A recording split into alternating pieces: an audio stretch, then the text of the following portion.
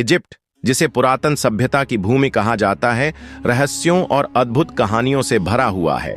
इसी भूमि में एक ऐसा वाकया घटित हुआ जो न केवल रहस्य से जुड़ा है, बल्कि अल्लाह पर ईमान की अटूट शक्ति को भी उजागर करता है।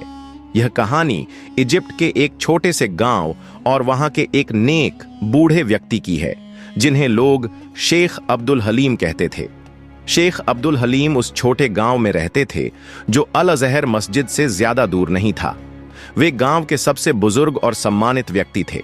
उनकी पहचान उनकी ईमानदारी, दया और अल्लाह पर अटूट विश्वास से थी। शेख ने अपना सारा जीवन अल्लाह की इबादत और दूसरों की मदद में बिता दिया था। वे हमेशा कहा करते थे, अल्लाह की रहमत हर मुश्किल को आसान कर देती है। उनका जीवन साधारण था। वे खेती करते और जो कुछ मिलता उसे जरूरतमंदों में बांट देते। उनका दिन कुरान की तिलावत से शुरू होता और रात को दुआओं में खत्म होता।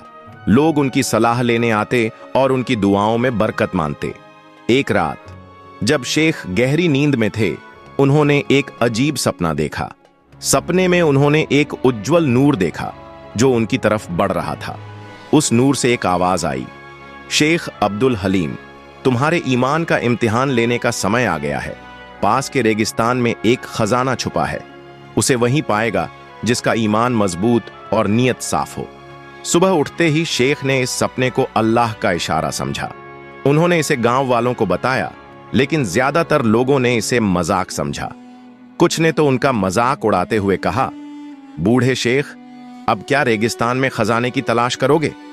लेकिन शेख ने किसी की परवाह नहीं की। उन्होंने कहा, अगर अल्लाह ने मुझे इशारा किया है तो मैं जरूर जाऊंगा। शेख अब्दुल हलीम ने अपने सफर की तैयारी की। उन्होंने केवल थोड़ा सा खाना और पानी लिया और रेगिस्तान की ओर चल पड़े।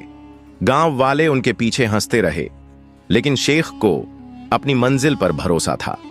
रेगिस्तान का सफर आसान नहीं था।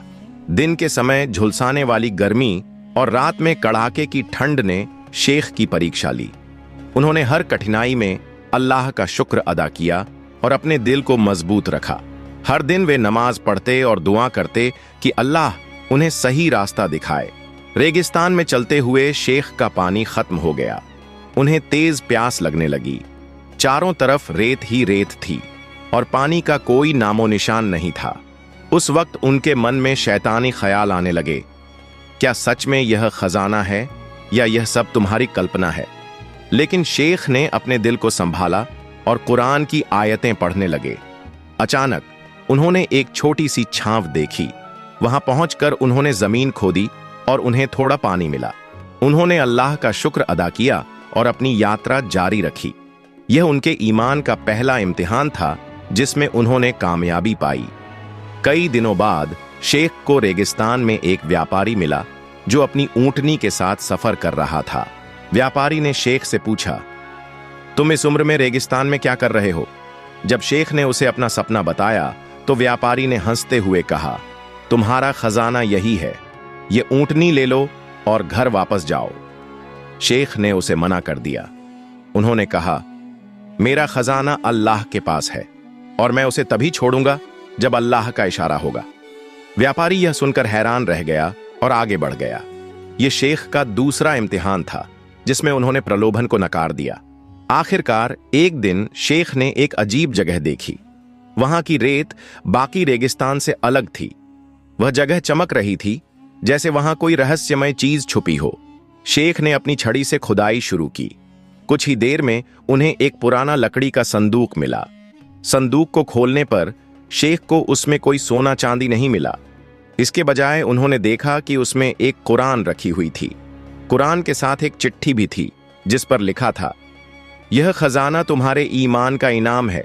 जो अल्लाह पर भरोसा रखता है उसे वही मिलता है जो उसके लिए सबसे कीमती है। अल्लाह की रहमत का करिश्मा जैसे ही शेख ने कुरान की तिलावत शुरू की, एक अद्भुत घटना घटी। आसमान में बादल छा गए और वहां एक झरना फूट पड़ा। वह रेगिस्तानी जगह हरी भरी घास और पेड़ों से भर गई। शेख ने समझा कि यह अल्लाह की रहमत है जो उनके ईमान के कारण हुई। शेख जब वापस गांव लौटे तो उन्होंने गांव वालों को अपनी यात्रा और अल्लाह की रहमत के बारे में बताया। लोग उनकी बातें सुनकर हैरान रह गए। वे अपनी गलतियों के लिए शेख से माफी मांगने लगे। शेख ने उन्हें माफ कर दिया और कहा, सच्चा खजाना सोना चांदी नहीं बल्कि अल्लाह पर अटूट विश्वास है। गांव वालों ने उस रेगिस्तानी जगह को अल ईमान की वादी नाम दिया। वहां एक मस्जिद बनाई गई और लोग वहां जाकर अपने ईमान को मजबूत करने के लिए दुआ करते हैं। ये कहानी हमें सिखाती है कि सच्ची दौलत हमारे ईमान और अल्लाह पर भरोसे में है।